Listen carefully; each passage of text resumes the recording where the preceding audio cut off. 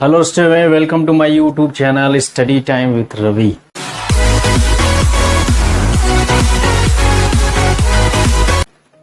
मैं और रविकांत पाल आज एक टॉपिक लेके आया हूँ क्लास 10th के केमिस्ट्री का है। चैप्टर का नाम है अम्ल क्षार एवं लवण। उस चैप्टर से एक प्रमुख सॉल्ट के को लेके आया हूँ जिसका नाम है खाने का सोडा, जिसको इंग्लिश में कहते हैं बेकिंग सोडा। अब उसके बनाने की विधि, प्रमुख गुणधर्म और उसके उपयोग के बारे में सीखेंगे हम लोग। तो आइए जानते हैं। अब जो खाने का सोडा होता है, जिसको इंग्लिश में बेकिंग सोडा कहते हैं, इसको मीठा सोडा भी कहा जाता है। इसका अणु सूत्र है NaHCO3 और इसका रासायनिक नाम होता है सोडियम बाइकार्बोनेट। अब ये जो साल्ट होता है बेकिंग सोडा, ये इसमें H होता है, यानी विस्थापन H+ होता है, इसलिए इसको अम्लीय सॉल्ट कहते हैं, एसिडिक सॉल्ट भी बोला जाता है। अब आगे आते हैं इसके बनाने की विधि के बारे में कि कैसे बनाया जाता है। तो सोडियम कार्बोनेट के जली विलयन में कार्बन डाइऑक्साइड गैस प्रवाहित करने पर बेकिंग सोडा बनता है। प्रयोगशाला में कैसे बनाते हैं कि सोडियम कार्बोनेट का जली विलयन लेते हैं।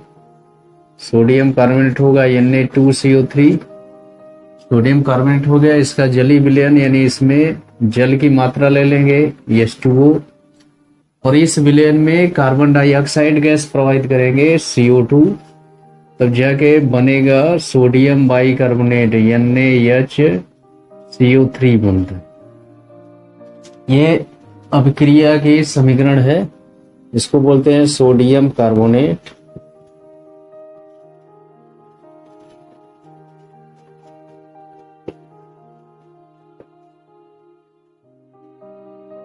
और ये जल है और ये कार्बन डाइऑक्साइड।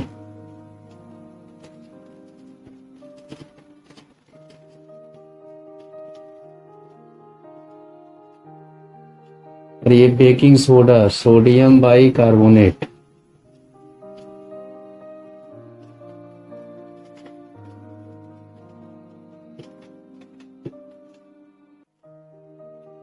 इस तरह से प्रयोगशाला में सोडियम बाइकार्बोनेट या बेकिंग सोडा प्राप्त करते हैं। अब जानेंगे इसके प्रमुख गुणधर्म के बारे में। अब इसके बारे में जानेंगे इसके गुणधर्म के बारे में। इसमें पहला इसका गुणधर्म होता है कि यह एक सफेद ठोस पदार्थ होता है और यह जल में विलेय होता है और इसका जलीय विलयन क्षारीय होता है। ये इसका पहला गुणधर्म है। ये सफेद ठोस पदार्थ होता है, सफेद ठोस पदार्थ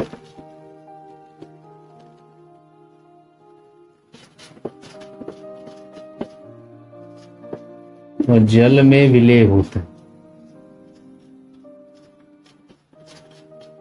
और इसका जलीय विलयन क्षारीय होता है। ये पहला इसका गुणधर्म है। इसके बाद दूसरा इसका गुणधर्म आता है या गुण आता है ऊष्मा का प्रभाव। ऊष्मा का प्रभाव, इसमें ऊष्मा का प्रभाव होता है कि जब इसको गर्म किया जाता है तो यह सोडियम कार्बोनेट जल और कार्बन डाइऑक्साइड में अपघटित हो जाता है।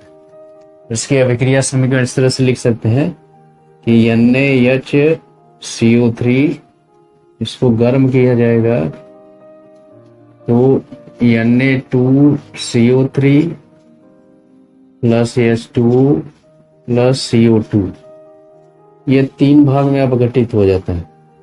अब इसके बनाने की विधि में देखें कि यही तीनों भाग संयुक्त होकर ये बनाते हैं सोडियम बाइकार्बोनेट, और जब गर्म करेंगे तो ये तीनों भाग में ही अपघटित हो जाते। तो ये इसके ऊष्मा का प्रभाव है। फिर तीसरा इसका गुण आते हैं या गुणधर्म सीखते हैं अम्लों से क्रिया। अम्लों से अभिक्रिया।